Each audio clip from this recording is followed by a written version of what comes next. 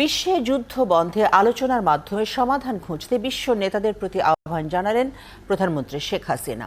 ব্যাংককে জাতিসংঘের এশিয়া ও প্রশান্ত মহাসাগরীয় অঞ্চলের অর্থনৈতিক ও সামাজিক কমিশন UNESCAP-এর ৮০তম অধিবেশনে যোগ দিয়ে এই আহ্বান জানান তিনি।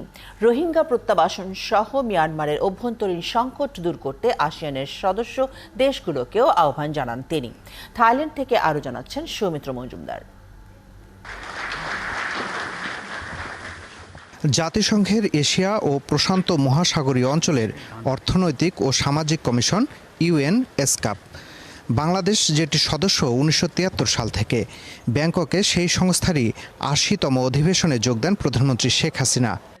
৭১ মুক্তিযুদ্ধের ভয়াবহতা তুলে ধরে প্রধানমন্ত্রী শেখ হাসিনা ইসরায়েল, ফিলিস্তিন, ইরান, ইসরায়েল, রুশ, ইউক্রেন আর মিয়ানমারের যুদ্ধ বন্ধ করতে উদ্যোগ নিতে বিশ্ব নেতাদের আহ্বান জানান। বিকাশে কম খরচে ক্যাশ আউটের লিমিট বেড়ে ৫০,০০০, প্রিয় এজেন্টও ২টা।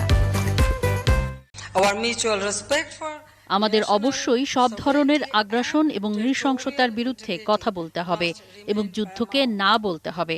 বাংলাদেশ জাতিসংঘ মহাসচিবের নিউ এজেন্ডা ফর পিসকে সমর্থন করে।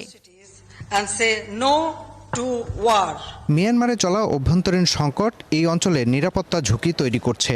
বাংলাদেশে আশ্রয় নেওয়া বাস্তুচ্যুত রোহিঙ্গাদের প্রত্যাবাসন আর মিয়ানমার সমস্যার সমাধান করতে আহ্বান জানান প্রধানমন্ত্রী। এশিয়া প্যাসিফিক অঞ্চলের দেশগুলো, বিশেষ করে আসিয়ানকে আমি আহ্বান জানাই, মিয়ানমারে অভ্যন্তরীণ অস্থির পরিস্থিতি সমাধানে তারা যেন সক্রিয় ভূমিকা পালন করে।